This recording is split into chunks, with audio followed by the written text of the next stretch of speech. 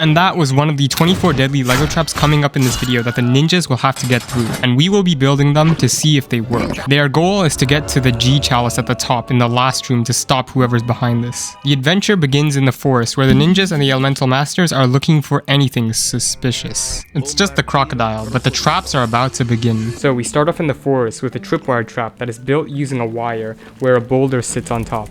Once stepped on, the boulder falls, eliminating our first minifigure. The next trap is a classic explosion trap using a Technic lift arm attached to a Technic pin. This minifigure doesn't know that there is dynamite hidden beneath. But the staircase isn't safe yet. There is yet another trap. Using plates with holes, we can insert axles to act as spikes and use a seesaw looking build to push the spikes up, which abruptly impales any unlucky passerbys. Master Wu is on his way to cross this bridge, which he shouldn't trust, because it's trapped. To build it, we're gonna have to elevate it by a few bricks, and then add an axle to hold the bridge up. Another red flag are the illegal building techniques used to connect the tread, and the stakes are high since there's lava, and with a pull, Wu is no more. The ninjas stare down as their master burns away, but they still have to continue if they want to stop whoever's behind this. What are you looking at me for? I'm the cameraman. Our next victim jumps over to a platform that's simply a trapdoor found in hundreds of Lego sets. And with yet another pull of an axle, the minifigure perishes. Nia is devastated and seeks to avenge him. But if she wants to continue the course, she has to get down this ladder that's completely ordinary. Or is it? Too late! 2 sliding knives have already dealt with her. After that sudden trap, Cole is on his way to our first room that's filled with traps. Starting with this string that's attached to the doorknob all the way to an assembly that holds this metal ball up. Once the door is pulled, it pulls the string that pulls the assembly out, which releases the ball. I needed to choose a Lego piece that was heavy enough to activate the spring-loaded shooters. So once the door is open, in a blink of an eye, the projectile is fired. After hearing that last trap, the elemental masters decided to send Gravis, who can hopefully float over any traps. He enters the room, but there is no trap in sight. Yet. If we pillar up above, we can build a chain winch with an anvil attached to it, which is all held in place with an axle, and with another pull, the anvil falls. This trap is inspired by the scenes in cartoons where characters step on a broom and receive it in their face. But what if we made it deadly and added spikes to the end? That way when he tries to step over the hole, he falls in anyways and gets spiked in the face. Our next trap uses a bit of lava. But that's not the main course, that's just the appetizer. Because if we pillar up, we can place a spinny build. Then with this cool looking piece, we can connect ladders on all 4 sides. So we're going to push them down to make a cage, but it's not going to be good enough since any minifigure can just push the ladders up. So we're going to use skeleton arms and some clips to keep it closed. And if we attach a chain to the top, we can connect it to the winch. Now the ninjas have to jump over the lava to land into the trap. Our next trap needs a Technic hole sticking up so that we can connect a pin to it. Then we can use a lift arm that will fit this massive blade as well as some gears. Now we have a dangerous blade that can catch anyone off guard, unless you saw the red actuator. The next trap will have this blade attached to this swivelly thing. But on its own, it can't do anything, so we need an activator, which will be the string. And I didn't use any spinny thing, I used this OG Technic piece with a stud on it so I can attach the tripwire. That string will also be attached to a brick that's attached to one stud so that it can easily be taken out. So, when Leloid comes in and he steps on the tripwire, he will be spiked. But that last trap was just the warm-up, because the next one will be even deadlier, and it's inspired by Indiana Jones. By building on top of this ugly rock piece, I can place this Technic pin that will be inserted into a plate, and then held with a Technic axle. And I'll grab my snot sphere from my last video, and then place it on the plate, and I'll add a boulder just to make sure. Now if I slowly pull this axle, the ball will come tumbling down.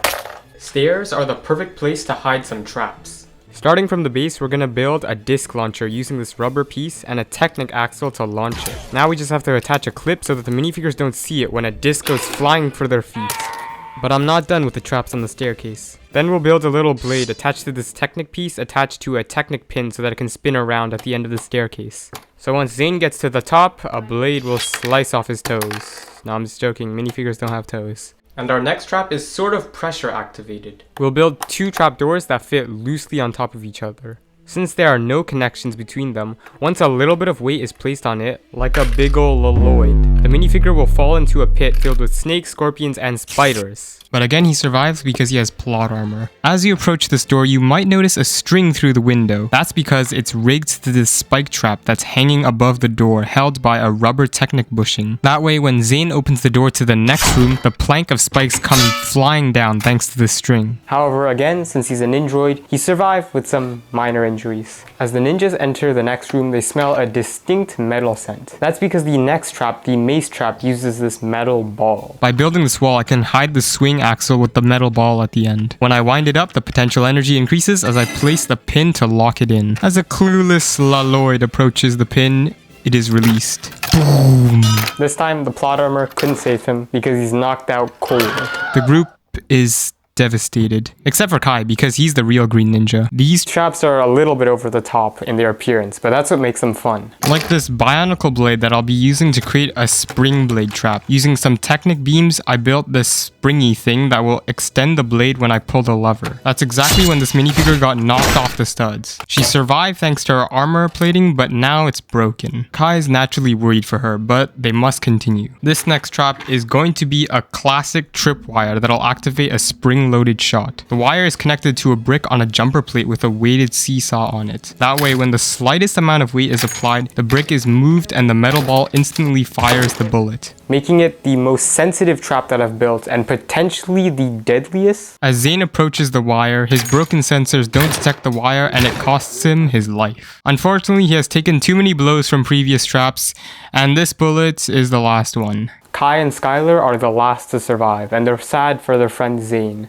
but they must continue as the last structure awaits them. As Skylar and Kai enter the room, it's clear that the cave is giving a deadly purple aura. Kai walks up the stairs and they're blown off by a simple Technic mechanism using a lift arm connected to a gear. He falls off, but he survives. A simple trap to begin, but the next one won't be so forgiving. Under this platform, I rotated a spring-loaded shooter vertically to shoot up and placed a 2x2 brick on top to cover the hole. At the bottom, I added an actuator that'll fire the shot. As Skylar climbs up the tower, she steps on the pressure plate and boom!